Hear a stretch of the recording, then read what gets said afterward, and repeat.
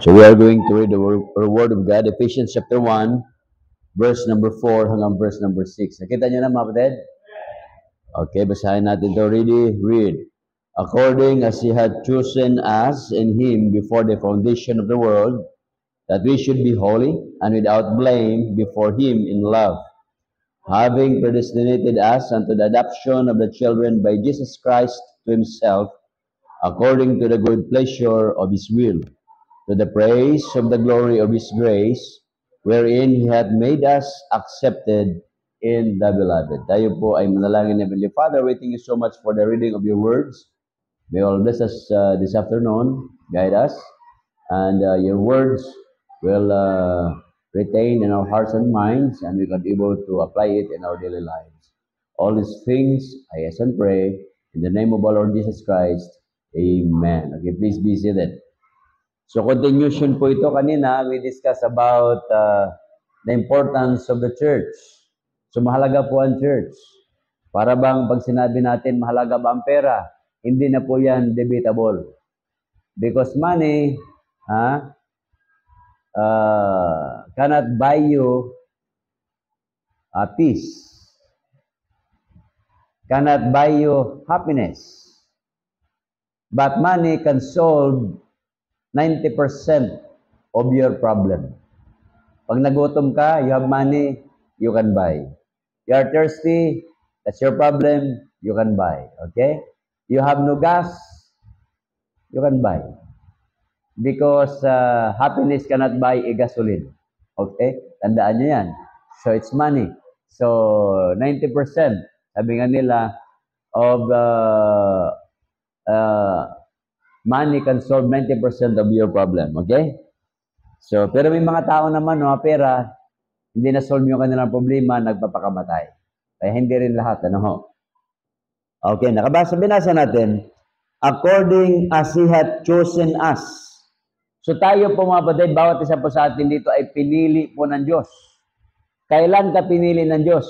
Before the foundation of the world. Ibig sabihin, hindi pa create ng Diyos ang langit at lupa. Yung Genesis chapter 1 verse 1, ang nakalagay dyan, in the beginning, God created the heaven and the earth. Ibig sabihin, bago magkaroon ng Genesis 1 verse 1, pinili na po tayo ng Panginoon. Okay? Yun po yun, nakalagay dyan. Doon po papasok yung tinuro kayo ng umaga that God is omniscient. Alam ng Diyos.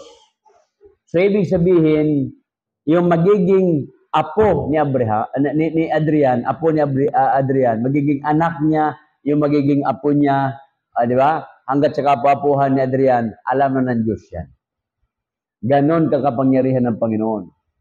Pero kung tanungin natin si Adrian, kung alam na niya kung anong pangalan ng anak niya, hindi niya alam. Okay? Alamin natin, tanungin natin si Adrian, ano ba magiging unang anak mo, panganay o babae? Okay? So, walang nakakaalam yan, di ba? We cannot know what will happen. Doon. Parang ako, lahat naman tayo, ganun. Walang makaalam na bukas buhay pa tayo. Wala po. Di ba? Dito sa kalipunan natin, hindi natin alam kung sino magiging bilyonaryo sa atin. Hindi natin alam. Sa magkakapatid, meron talagang mag-excel yan. Meron talagang yayaman. At mayroong manatiling low profile at mayroong manatiling mahirap lang. Magkakapatid naman yun. Nakuha niyo mga kapatid? Kasi kanya-kanyang ambisyon yan kanya-kanyang direksyon. Pero ito po yan. Hindi ho sa galing natin, hindi sa talino, hindi sa lakas natin, na tayo po ay yumaman. Kasi nga, mayroon tinatawag na time and chance. Pag oras mo na kayo pagpalain ka ng Panginoon. So, yun po yan. Darating po yan. Kaya dito sa verse number 5, sabi dyan, having predestinated us unto the adoption of children by Jesus Christ to Himself, according to the good pleasure of His will. Kaya naging anak tayo ng Diyos according to the good pleasure of God's will. Kalooban ng Diyos na maligtas ho tayo. At lalo ng kalooban ng Diyos na pagpalain tayo ng Diyos. Okay? Yan po yan. Verse number 6, to the praise of the glory of His grace, wherein He hath made us accepted in the beloved. In whom, we have redemption through His blood. Tayo po ay naligtas sa pamamagitan ng dugo ng Panginoon Jesucristo. Merong mga theologian ngayon, may mga pastor ngayon, hindi na nagtuturo about redemption through the blood. Ang kanilang tinuturo is the dying agony of our Lord Jesus Christ on the cross of Calvary. Sabi nila, yung paghihirap ng Panginoon habang siya nakabayubay doon sa cross Calvario, yun po yung makapagligtas. Hindi po. Ang makapagligtas ay yung dugo ng Panginoon. Okay? Blood. Kaya nga pag ikaw magtrabaho sa Middle East, para pag meron kang krimen na nagawa, meron silang tinatawag na blood money. Babayaran mo. Instead of your own blood, the family will demand 1 million, 2 million, 3 million, 5 million. Ganun po yan. O, real pa nga yata eh. Isipin nyo yan. Pag wala kang naipon, patay ka. So, blood money. So, tayo po mga kapatid, nakalagay dyan, we have redemption. Ibig sabihin, naligtas tayo through the blood of our Lord Jesus Christ, the forgiveness of sins, according to the riches of His grace, yung kayamanan ng biyaya ng Diyos. When we talk about grace, ang definition niyan, unmerited favor. Kaya nga, meron tayong mali sa pag-pray. Tingnan nyo, habang nag-pray kayo, sabihin nyo, ano yung prayer na narinig ko? Ang prayer ay ganito, salamat po o Diyos sa biyayang ito. Pag nag-pray kayo sa pagkain, hindi po yan biyaya. Ang pagkain hindi po biyaya yan. It is not grace. Pag nag-pray ka sa pagkain, hindi mo gamitin yung grace.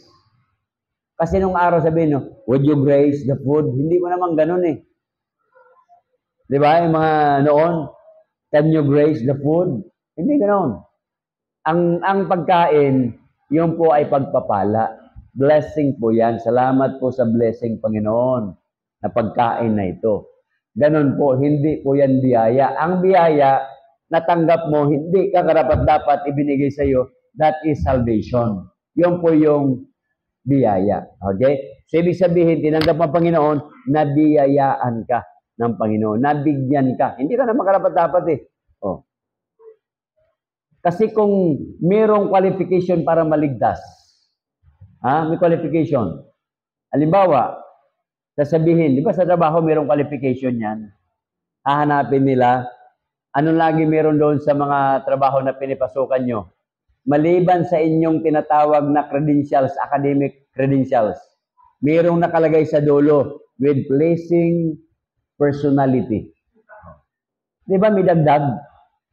May dagdag pa nga height eh. Di ba? Height. Kinukuha yung height.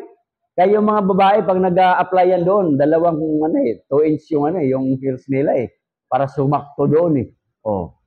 Yung mga lalaki, bibili pa ng foam yan para sa sapatos, para tumangkad ng konti, para pasok sa height. Natanggap siya, tangkad pala to ah. After 1 month, biglang bumaba yung height niya eh. Oh, at least natanggap na.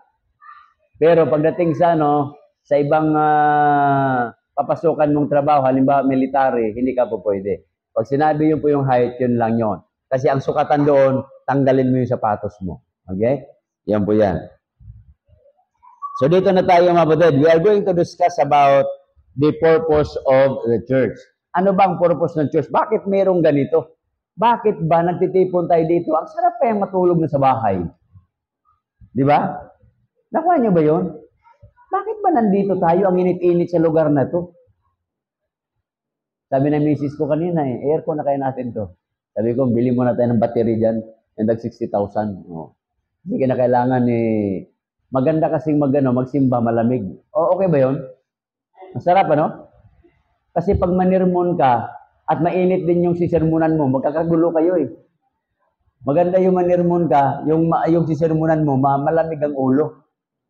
Kita nyo sa bahay, pag mainit ang ulo ng mga tao sa bahay, magkakarambula. Oh. Ayun po yan eh.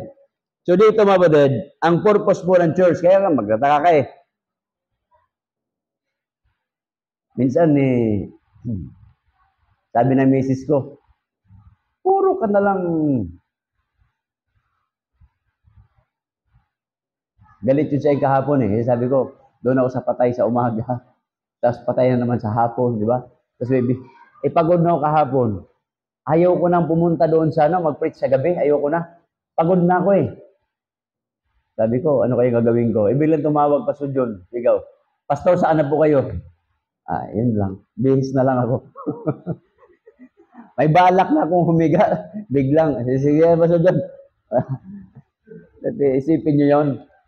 Sabi ng misis ko, baka puro ka na lang baka puro ka na lang gawain ng Panginoon pabayaan mo yung sarili mo. Minsan ganun tayo, di ba? Puro trabaho. Pagkagising mo sa umaga, trabaho. Habang kumakain ka, trabaho. Di ba? Kaya minsan, ang tawag nyo sa akin, hindi pastor sir. O, di ba? Nalilito na kayo Pagtingin nyo sa akin, boss nyo No. Yun lang, mahirap. Pag natawag niya ako madam. sobrang pag-iisip na yun. So, ang trabaho po ng church, bakit nandito tayo mga kapatid? Nagpapagal tayo, mainit ngayong katanghaliang tapat. Sana nandoon kayo sa bahay nyo, nakahiga, di ba? Malambot yung Pero, dahil nandito tayo, we have a purpose. May dahilan. Ang purpose niya mga kapatid is, we came here to worship and glorify God. Nandito tayo. Bibigyan natin ng parangal. Bibigyan natin ng kalwalhatian ng Diyos. Yun po yan. Yun po yung realidad sa buhay natin. May babasahin lang ako sa inyo ng konti. Ito po ay makikita natin sa social media. Siguro nabasa nyo na po ito sa social media. Ito po yung sabi. Hanapin ko lang saglit. Ito.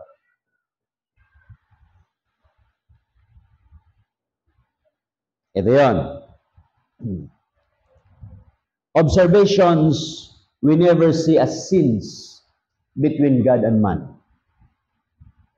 We go to work early, but we come to church late.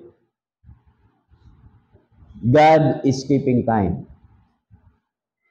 We beg our boss when we err, but we threaten to leave the church whenever there is misunderstanding. God is all-seeing.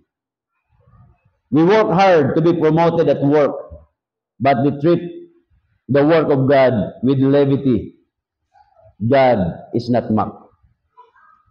We pay all our dues in workplace. Babayad tayo.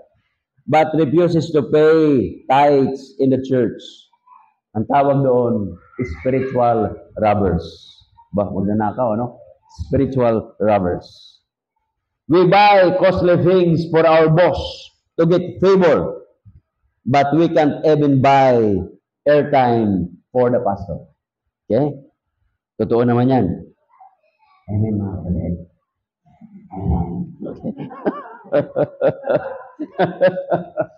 Okay. When we are not going to be in the office, we take permission ahead from our superior. Di ba tama naman pag nag-leave kayo? Nagsasabi kayo, 1 month pa nga But, expect the pastor to pay us visit when we miss a church without notice. Gusto natin, pag na-absent tayo, dadalawin tayo ng pastor. Pambihirang pastor yan. Walang pakialam sa tupa. Alam nang hindi ako nagsimba Okay yan, Ang tawag doon, pasaway. Okay.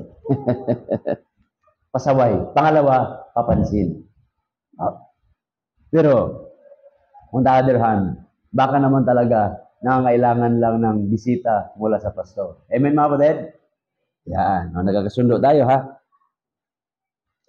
When we are sick, we manage to get to work. Pupunta tayo sa church. Pupunta tayo sa work. But skip church at the slightest excuse. Parang lalagnatin yata ako, hindi ako makapagsimba. O, di ba? Pero papasok sa trabaho yan kahit nilagnat.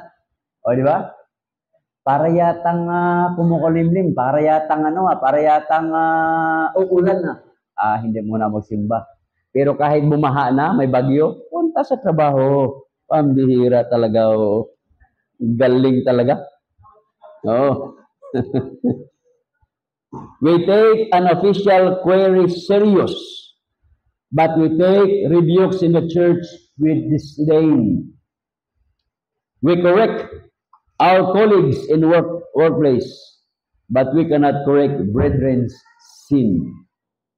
We turn off our phones during official meetings, but we disturb God's service with different phones, ringtones. Pambihira, no? Kung kailan nasa simbahan, hanip ang kanyang ringtone.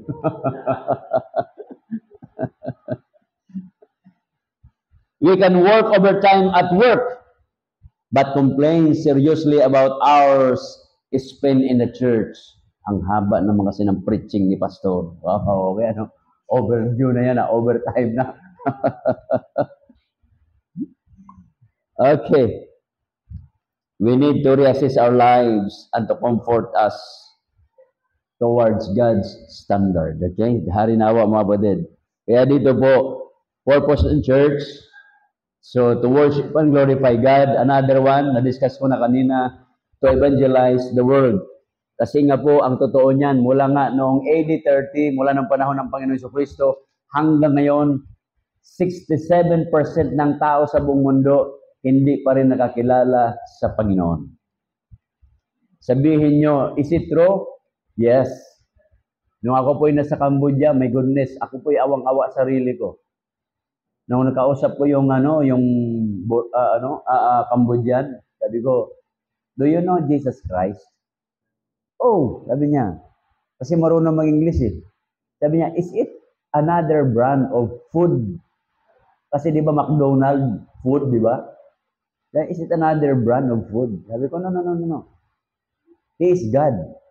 Oh, sabi niya, we don't know it. I never heard about it. We know only Buddha. Sipin mo, magsulwining ka sa walang alam na tao. Hindi kilala yung tinuturo mo. Hindi alam yung Bible mo. As in, zero sila. Anong gagawin mo? Kaya ang ginawa ko ganito. You know, Buddha, as your God, needs a Savior. Oh, really? He's already a God. Why he needs a Savior? Doon ka ngayong papasok.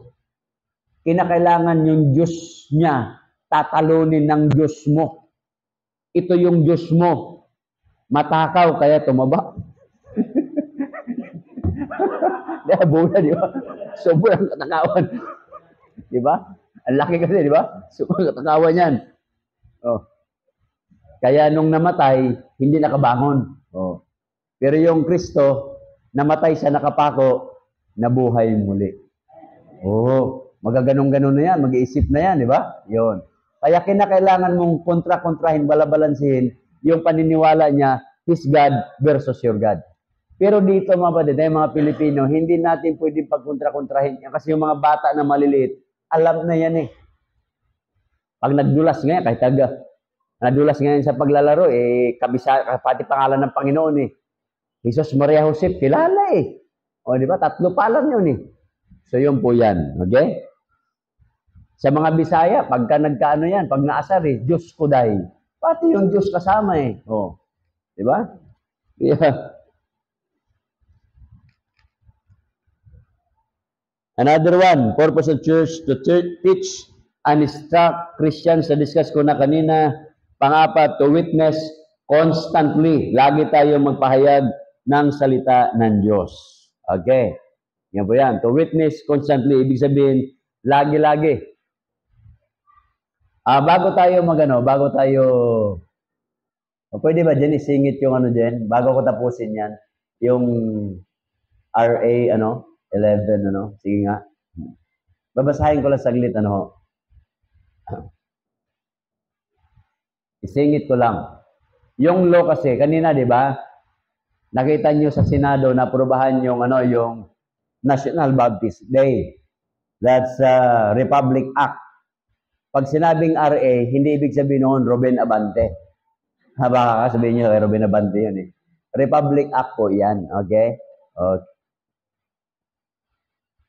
11. Ano nakalagay doon? 11? 897? Hindi ko makita. Oh. Sige yan. Pwede lagyan. Yan.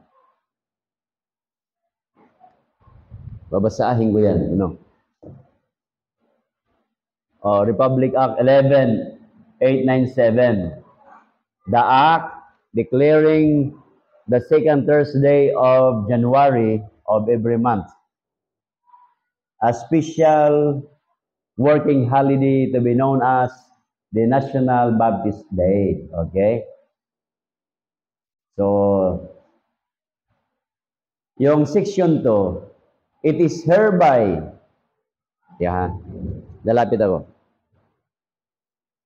It is hereby declared policy that the state to recognize, tingnan nyo ha, yung bansang Pilipino, they are going to recognize the Baptist for the continuous pursuit of their evangelical mission to the contribution to nation building. Kaya tayo dito, we contribute the country.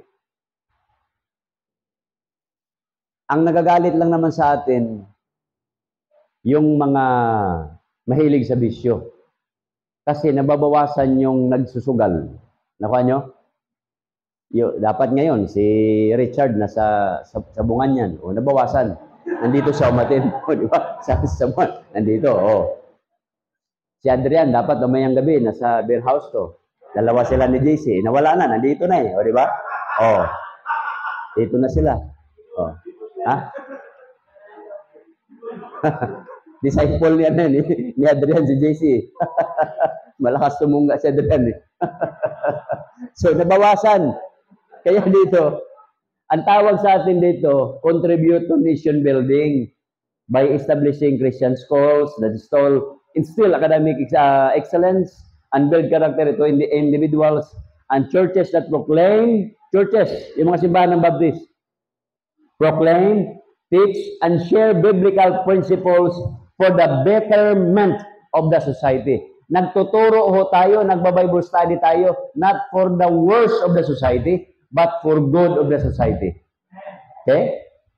Yan. Hindi naman tayo sumulat yan. Yung gobyerno sumulat yan eh. Kongreso at saka Kongreso at saka Senado ang ano yan. So yung una is to recognize. Yung pangatlo, section 3, to recognize the important contribution of Baptist to nation building. Sige lang. Taas ko konti. Ito ang maganda.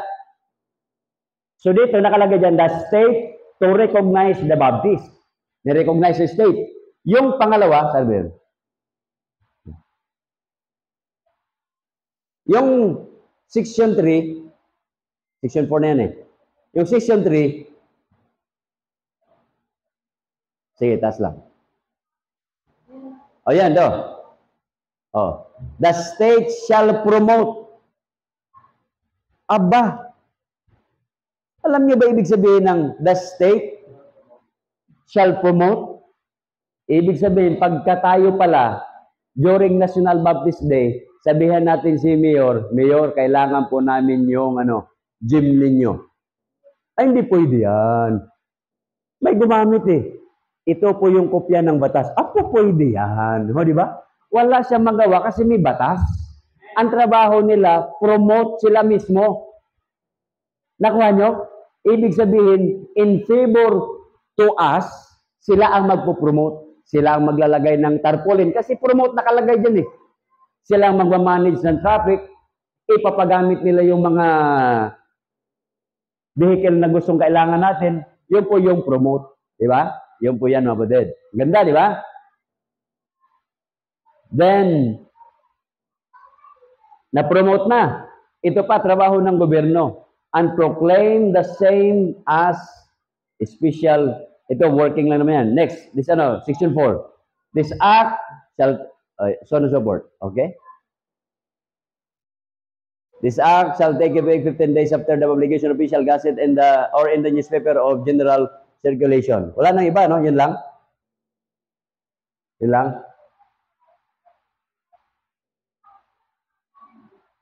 Wala na. Okay. Yung mga signatory dyan, sino may mga signatory dyan? Makita ba? Okay, si Cayetano, si ano ba, Alan, Lord, kumbira. Mabigat ang pangalan eh, Lord Alan eh. Yes, Speaker of the House, ano? Tapos, si Vicente Soto III, yung President of ano?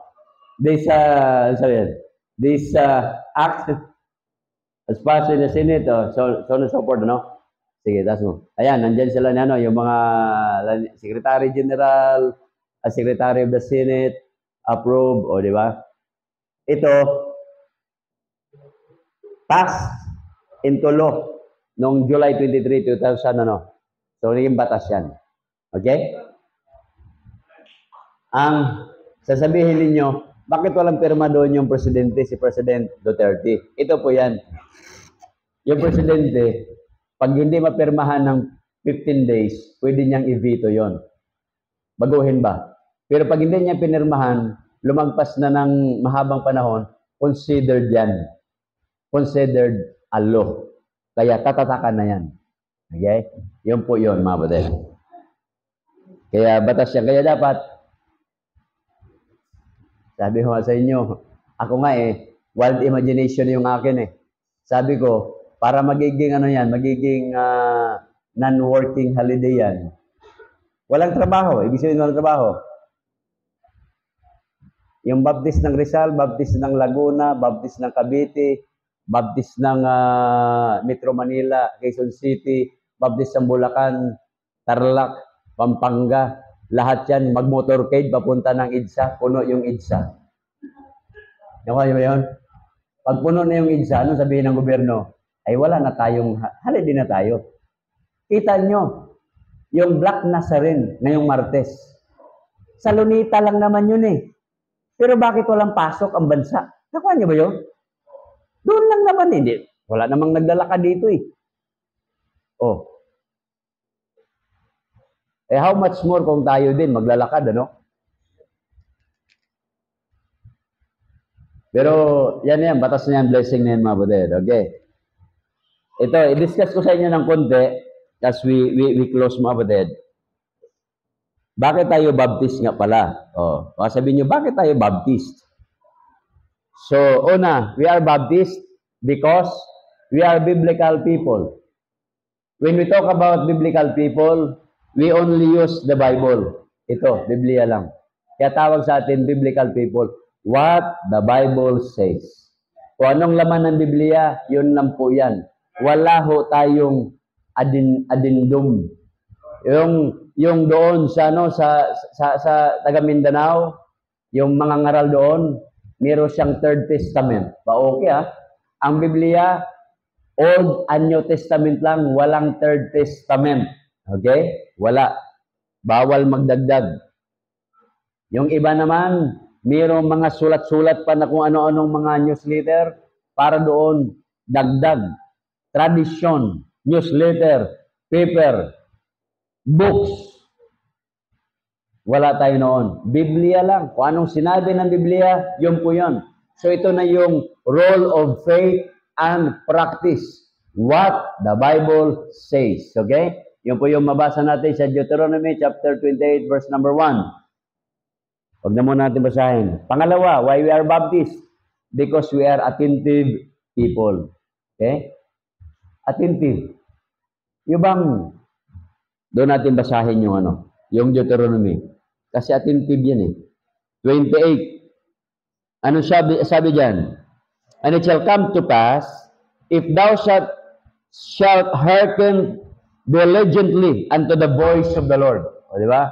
Hearken diligently. Yung makinig ka na mayroong sipag kasi may tao nakatingin sa iyo, akala mo nakikinig, iba pala.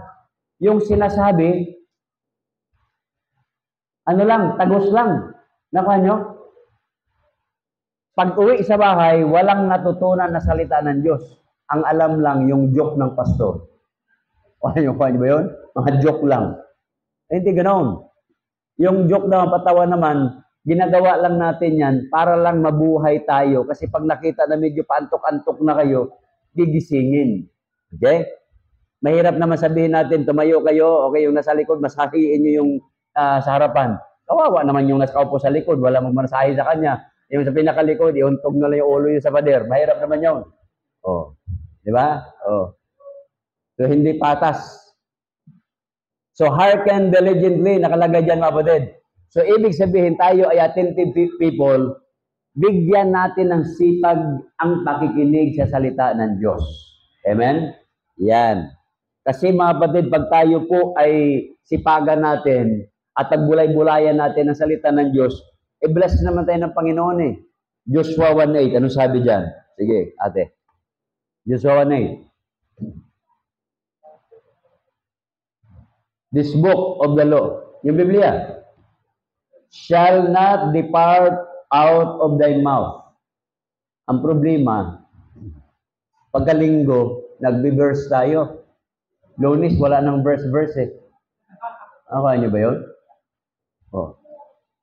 But thou shalt meditate therein, day and night. Pagbulay-bulayan natin ang Biblia araw at gabi.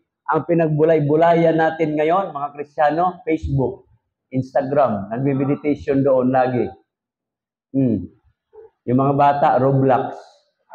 ML naman sa mga malalaki na. Kuha nyo ba yun? Oh. Mga laro, hahating gabi. Tapos, ang hirap ng tawagin, ang hirap ng utusan. Yun yung problema ng kabataan ngayon. Nung araw, sabihin ng mga magulang, nagbingi-bingian. Ngayon, makabingi na eh. Oh, hirap na eh. Oh. Kaya nakalagay dyan, thou shalt meditate therein day and night, and thou mayest observe to do according to all that is written therein. For then thou shalt make thy way prosperous, and then thou shalt have good success. Saan natin makuha yung prosperity and good success? Through this. I'll give you a good illustration. Thank you. Oh.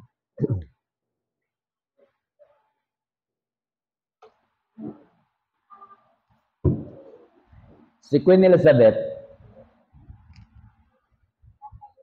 siya po ay binisita ng mga head of states. Head of states. At merong isang doon, isang leader,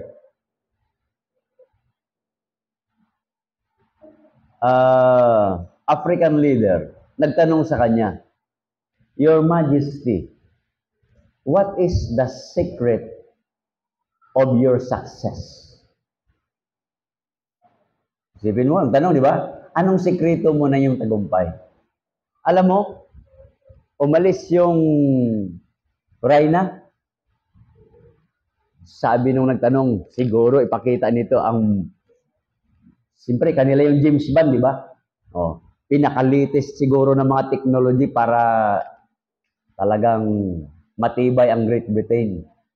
Nung bumalik ang Reyna, dala-dala Biblia. Dala-dala Biblia. Ang sabi, this make England great. Makakita ka ba ng bansa na tinawag na great? Hindi naman. Tinawag ba ang Amerika, Great America? United States. Ang China, People's Republic of China. Ang USSR, hindi naman eh. Isa lang sa buong mundo ang tinawag na Great Britain. Diba? Oh. Yun lang, wala eh. There is no country na tinawag na great. Yun lang. Ibig sabihin, dakila yun. So this book, make them great. Pero ang problema ngayon, pinalitan na ng mga sunod na henerasyon, ang librong ito, ginawa na nilang Harry Potter. Diba? Mas kilala na ng mga henerasyon nila ngayon, si Harry Potter, kaysa laman ng Bibliang ito. What a sad story. Yun po yung problema, mga kapatid. Mga magulang, pagkasilang ng bata, binibilhan ng mga mga tawag doon, mga libro, mga coloring book. Abay, bilhan nyo ng mga biblical na coloring book. Hindi yung nakilala ng bata una, si Pinocchio, di ba? Pinocchio, si Windy, di ba? Oh, si Barney. Hindi man lang kilala kung sino si David, hindi kilala kung sino si Moses. Ang hirap noon. Nung ako po ay nandyan sa, no, sa ophthalmologist, dyan sa tawid lang ng Santa Lucia, yung doktor habang nanonood kaming dalawa, kasi naghintay siya na pasyente, ako pasyente din naman, magkaiba lang ng ano, yung doktor talagang pag nakita niya yung news, ang hilig sa mga artista, alam na alam niya, pinapaliwanag niya, kabisado niya. Tapos sasabihin niya sa akin, oh, di ba, ang galing ni ganito, di ba? Opo, opo, opo. Puro opo ako eh. After 1 hour, nakalata siya, sabi niya sa akin, Sir, ang haba na ng kwento ko rito patungkol sa mga artista. Lagi ka lang tango at saka opo. Wala ba kayong telebisyon sa bahay? Mabihira, no? Sabi ko, meron. Eh bakit hindi mo nga kilala yan? Paano naman kasi, ang pinapanood ko lang, 24 oras eh.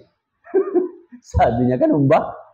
Oh, 24. Hindi sabi niya, di ba sa 24 oras may ano namang ano? Tawag doon? Mga artista. Sabi ko, ang alam ko lang kasi ng mga artista nung araw, Lito Lapid lang eh. Fernando Po Jr. eh. O, yun lang naman yung alam ko. Pero yung mga bago ngayon, di ko mga alam yan eh.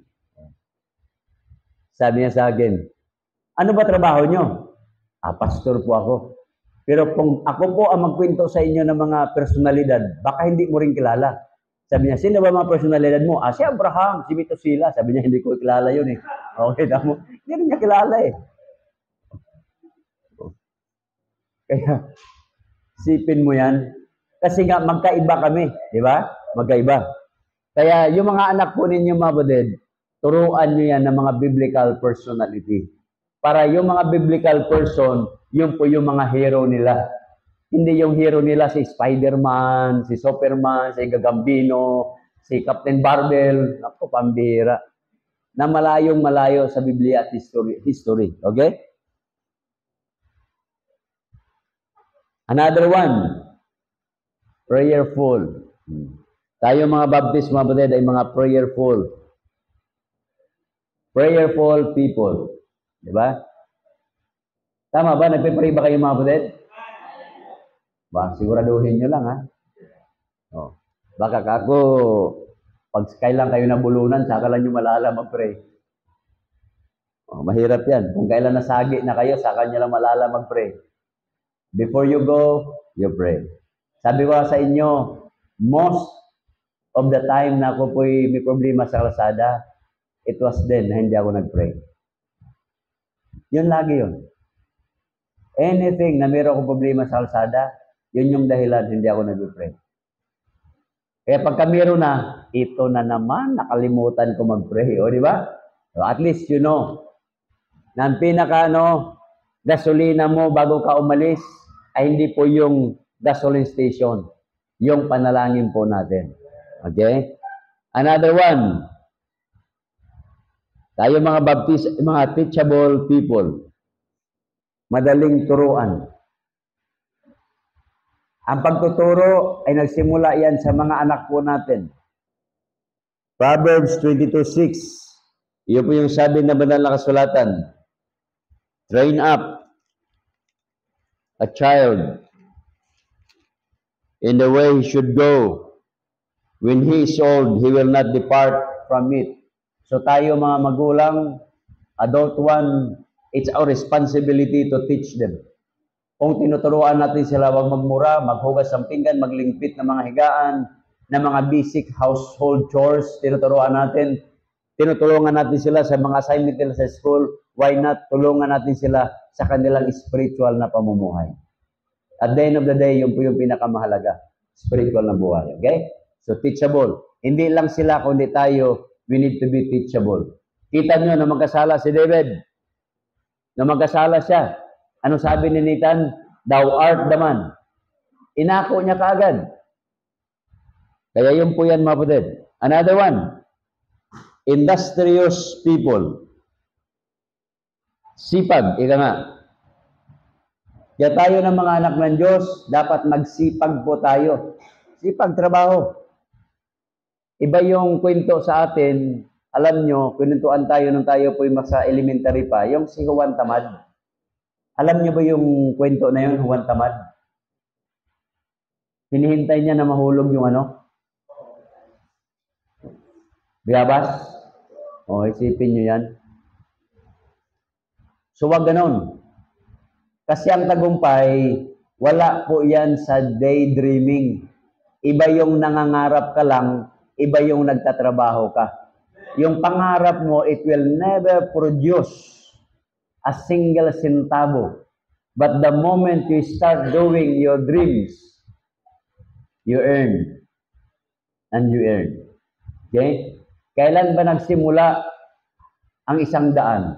Di ba sa piso? Piso lang yan. Pag binawasan mo 100 ng piso, hindi na 100 yan. Sipin nyo. Ganun kadali ang pera. Sabi nga ng sabi sa akin, kayo talaga mga pastor, turo ng turo kayo ng giving. Nagpapayaman kayo. Sabi ko, hindi naman ako mayaman Eh bakit yung mga pastor ninyo nakakabili ng helicopter? Ay wala pa akong helicopter Kasi may mga pastor may helicopter na, di ba? At saka may pastor na ngayon, meron na sariling airport. Sipin nyo yan. Sa Davao, may sarili na ngang Coliseum Pag natapos yung kanyang yun yata yung pinakamalaki sa Pilipinas, Sipin mo yan, yung sa Davao, pinakamalaki yan. Pag natapos yan, talo yung dito sa Bulacan Laki. Another one, mga kapatid. Tayo mga Baptist ay supportive people. Supportive in the sense na tayo po hindi nagwiwilga. We are not against the government. But we declare war in the government. Ulitin ko lang. We are not against government. We submit and we follow the law of the land. But we declare war against the government.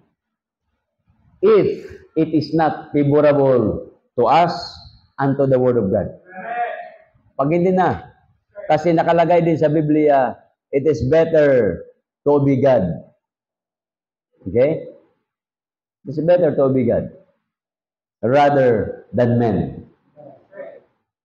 Kaya nga, noong si John Knox,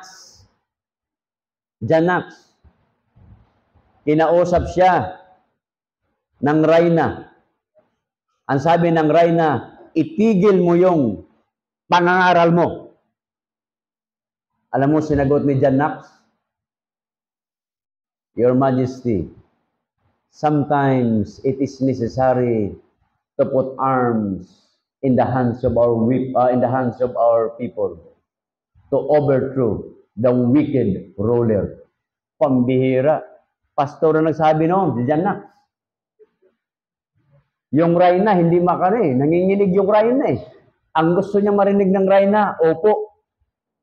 Di ba? Susunod po kami. Pero sinabi niya, sometimes, Your Majesty, it is necessary to put arms in the hands of our people in order to overthrow the wicked ruler. Kung hindi matino yung di ba? Kung hindi matino, anong gagawin natin?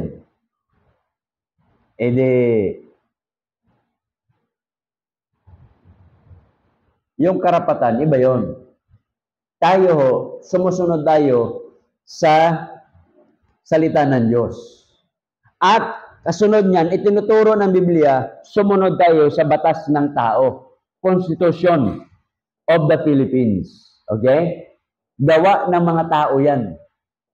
Yung mga gumawa dyan, senador man yan, congressman man yan, hindi naman lahat yan matitino. Gagawa ng batas about immorality, sila naman yung immoral. Gumawa ng batas about drugs, sila naman yung mga addict. Nakuha niyo ba yun? Gumawa ng batas na magbayad ng buwis, sila naman yung hindi nagbabayad. Gumawa ng batas na huwag mangungurakot. Ang ganda nga ng batas nila Dito, pagka naka-dispalko ka ng pera, makukulong ka. Kongreso, pagka 49 million lang, hindi pa yan corrupt. Pero pag 50 million, kurap na. Dito sa atin, 1,000 lang, kurap ka na eh. Sa kanila, iba yung batas eh. Nakuha niyo ba yun? Sa Senado, mas malaki. Pag 199 million, hindi pa yan kurap. Pero pag 200 million, kurap ng senador na yan. My goodness. Dito sa atin, 200 pesos lang, kurap na tayo eh. Oh, di ba? Magkaiba eh. Iba yung batas nila, iba yung batas natin dito. Kaya yun po yan, mga buded. Another one. So we support the government. Kasi tinuro din yan ng banal na sulatan. Magpasakop tayo.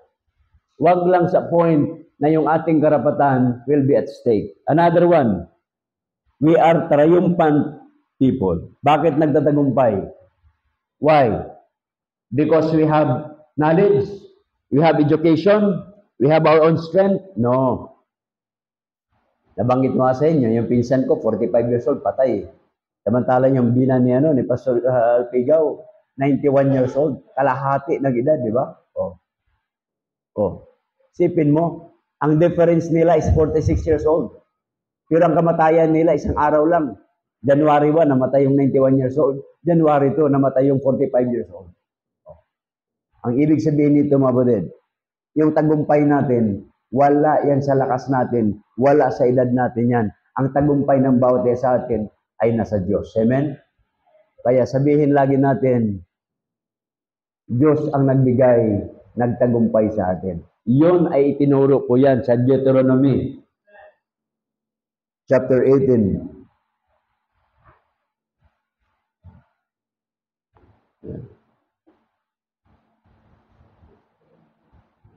18 verse 8 ba yun?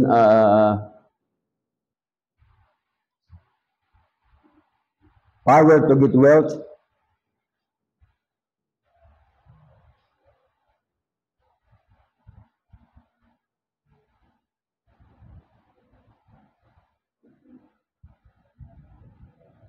Eight, 18 mga kapatid. Deuteronomy chapter 8 verse number 18. Diyan po tayo magtapos. Okay? Basahin natin lahat. Ready? Read. But thou shalt remember the Lord thy God, for it is He that giveth thee power to get wealth, that He may establish His covenant, which is swear unto thy fathers, as it is this day. Diyos po mga kapatid. Ha? Hindi yung sabihin natin, verse 17, Jen. And thou shalt say in thine heart, my power, yung lakas ko, and my might, yung kapangyarihan ng aking kamay, hath gotten me this wealth. Hindi ho. Wala sa sarili nating lakas at kapangyarihan, kundi nagmumula sa Diyos. Tumayo po tayo at tayo po ay manalangin. Heavenly Father, maraming salamat sa mga palaala po ninyo. Abang lahat ay nakayuko at nakapikit naman tayo, pero something for you this afternoon. Nakakalimot ka sa Diyos. Minsan, lahat ng bagay, di-describe mo na ikaw na yung magaling, kaya mo. Hindi.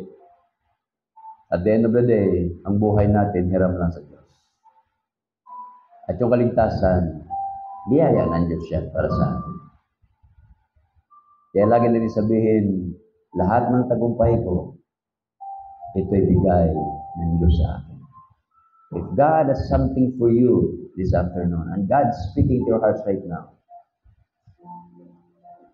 and you are reminded by God's word, o maaaring may problema ka, may pangailangan ka, kausapin man Diyos, yan din.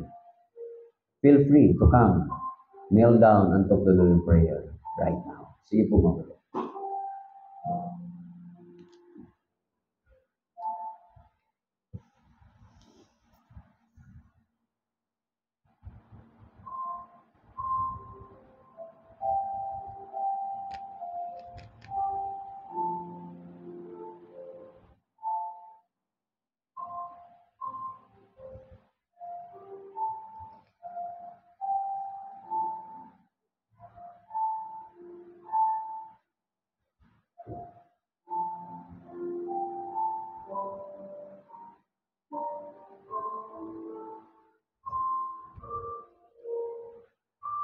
Thank you, Father, for your reminders to us. Thank you for your words. At sa aming pagsamantalang paghihiwalay, ingatan niyo po kami, layos ka pa mga nagsgrasya.